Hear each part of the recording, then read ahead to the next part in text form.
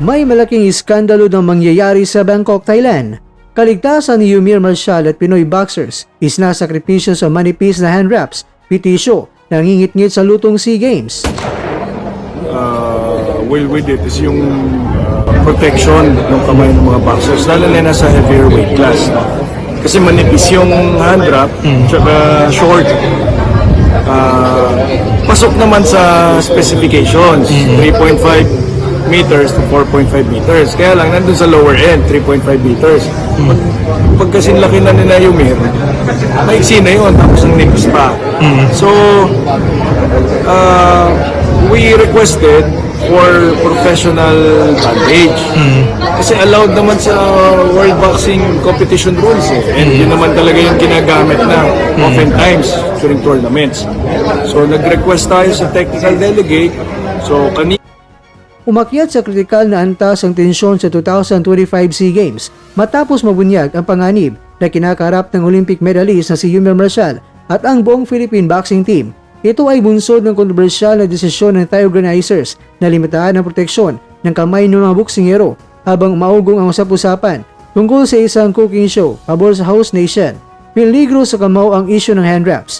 Nanganib ang karera at kalusugan ni Marshall matapos tanggihan ng Southeast Asian Games Committee ang hiling ng mga opisyal ng Pilipinas para sa standard na proteksyon sa kamay. Sa ilalim ng maigpit na protokol ng mga Thai organizers, pinipilit ang mga boksingero na gumamit ng mas manipis na hand wraps. Agad naman na naghain ng formal na reklamo ang Association of Boxing Alliances ng Pilipinas. Ayon sa organisasyon, ang manipis na balot ay kulang na kulang sa padding na dapat maprotektahan ng kamao sa puwersa ng bawat suntok. Para sa isang power puncher tulad ni Yumir Marshall, ang ganitong patakaran ay tila sentensya para magkaroon ng bali o fracture sa kamay, isang injury na maaring magtapos sa kanyang boxing career.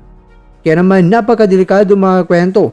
Ayon sa opisyal ng Pilipinas, okay lang yan kung mas mababa ang timbang. Pero para kay Marshall, kinakailangan sa timbang niya ay gumamit ng profesional na pamamaraan sa pag-hand wrap para iwas injury. Kaya naman dahil sa tila lantarang panggigipit, sumabog na sa galit ang Olympic medalist na si Nisty Pitesio. Hindi na itago ng boksingera ang kanyang pagkalismaya sa tila kawalan ng fair play sa torneo. Ibigay nyo na lang kaya diretso sa Thailand ang gold. Pahirapan nyo pa makipagsuntukan eh.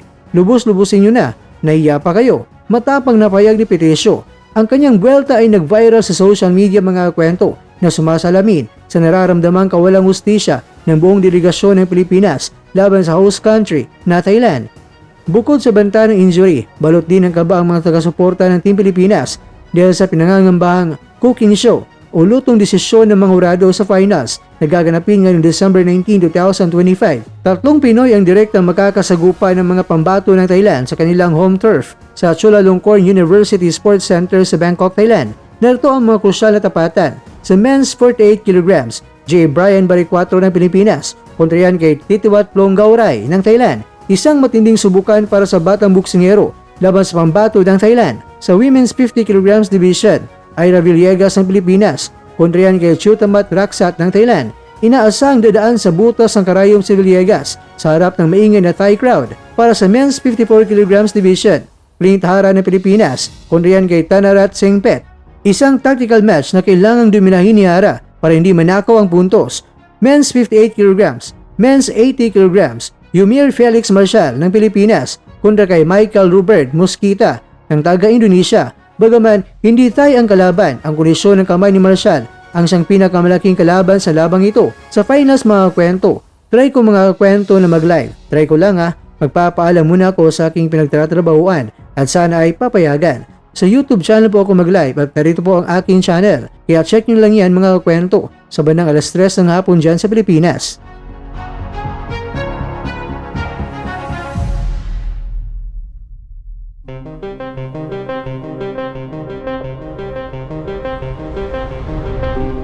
Mga kakwento, sa kabila ng mga banta ng injury at kaduladudang sistema, nananatiling matatag ang moral ng atletang mga Pilipino.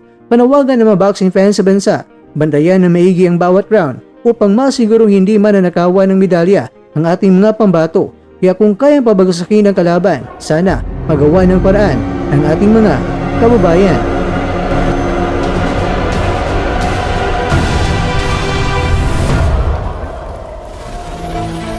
At dyan, nagtatapos ang ating kwento.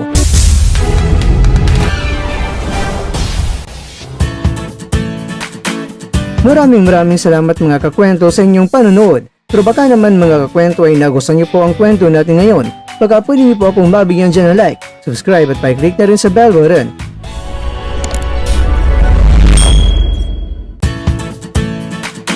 Pero bago tayo tatapos mga kwento, syempre, shoutout po muna tayo dyan sa ating mga kakwento.